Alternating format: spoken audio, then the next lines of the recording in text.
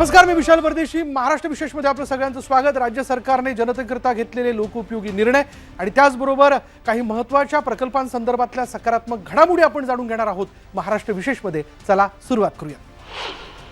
मुख्यमंत्री देवेंद्र फडणवीस यांनी नुकतीच सर्वात मोठी पुण्यश्लोक अहिल्यादेवी होळकर शेतकरी कर्जमुक्ती योजना 2026 जाहीर केली आहे. शेतकरी बांधवांना कर्जमुक्ती देण्याचा हा ऐतिहासिक महानिर्णय असून यामुळे शेतकरी राजा आणि कृषी क्षेत्र अधिक सक्षम होईल.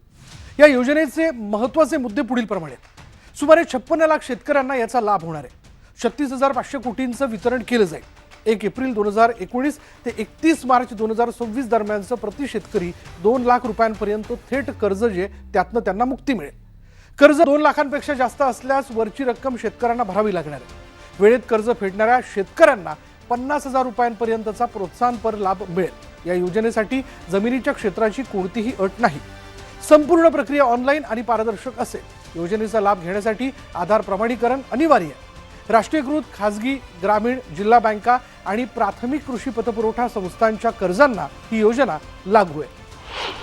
पंढरपूरला जागतिक दर्जाचं तीर्थक्षेत्र बनवण्याकरता मुख्यमंत्री देवेंद्र फडणवीस यांनी सुमारे 3,993 कोटी रुपयांच्या भव्य विकास आराखड्याला मंजुरी दिली आहे. हा संपूर्ण प्रकल्प नगरविकास विभागामार्फत राबवला जाणार आहे. या आराखड्याअंतर्गत विठ्ठल मंदिर परिसर आणि भव्य कॉरिडॉरसाठी 579 कोटी रुपये खर्च केले जातील. तसंच चंद्रभागा नदी घाटांचं सुशोभीकरण, प्रदक्षिणा मार्ग आणि पालखी दळांचा विकास केला जाणार आहे. महत्त्वाचं म्हणजे विकास कामात बाधित होणाऱ्या नागरिकांच्या पुनर्वसनासाठी आणि भूसंपादनासाठी तब्बल 2026 कोटी रुपयांची तरतूद करण्यात आली असून 600 कोटींचा निधी तातडीने मंजूर करण्यात आला आहे. पुण्यात सारथी संस्थेमार्फत स्पर्धा परीक्षांमध्ये यश मिळवलेल्या विद्यार्थ्यांचा आणि त्यांच्या पालकांचा गौरव सोहळा मुख्यमंत्री देवेंद्र फडणवीस आणि उपमुख्यमंत्री सुनेत्रा अजित पवार यांच्या उपस्थितीत पार पडला. यावेळी मुख्यमंत्र्यांनी म्हटलंय की राज्य शासन युवकांचं शिक्षण, कौशल्य विकास आणि रोजगारासाठी कटिबद्ध आहे.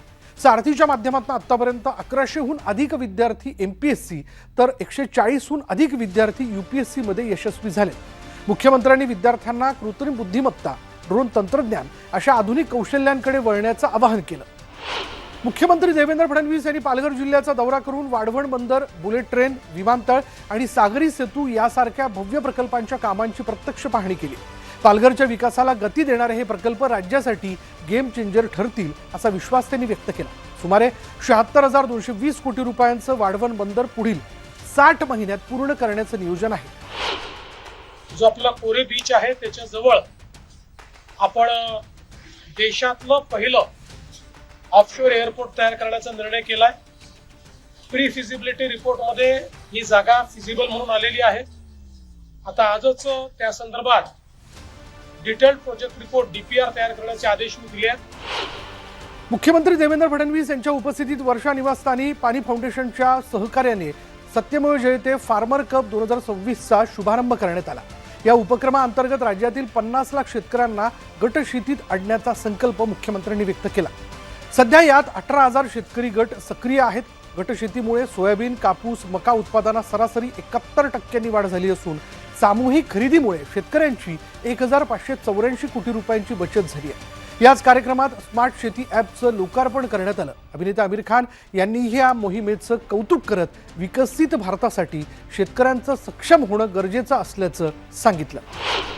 ठाणे आणि मुंबई शहर झोपडपट्टी मुक्त करण्याच्या ध्येयाकडे महाराष्ट्र सरकार वेगाने पावलं उचलतं आणि यासाठी उपमुख्यमंत्री तथा गृहनिर्माण मंत्री एकनाथ शिंदे यांनी ठाण्यातील अधिकाऱ्यांना गृहनिर्माण आणि पुनर्विकास प्रकल्पांचा वेग वाढवण्याचे निर्देश दिले.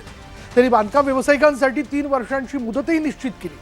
गुणवत्तेशी तडजोड न करता प्रकल्प वेळेत पूर्ण करण्याच्या सूचना दिल्या. तसंच जे विकासक निष्काळजीपणा करताना आढळतील त्यांना ब्लॅकलिस्ट केलं जाईल असंही त्यांनी स्पष्ट केलं. पोलिओ मुक्त भारत ही आपली सामूहिक जबाबदारी असून प्रत्येक पालकाने 5 वर्षांखालील बालकांना पोलिओचे 2 थेंब नक्की पाजावे असं आवाहन उपमुख्यमंत्री सुनेत्रा अजित पवार यांनी केलं. बारामती इथल्या महिला शासकीय ग्रामीण रुग्णालयात बालकांना लसीचे 2 थेंब पाजून त्यांच्या हस्ते पुणे जिल्हास्तरीय राष्ट्रीय पल्स पोलिओ लसीकरण मोहिमेचा शुभारंभ करण्यात आला.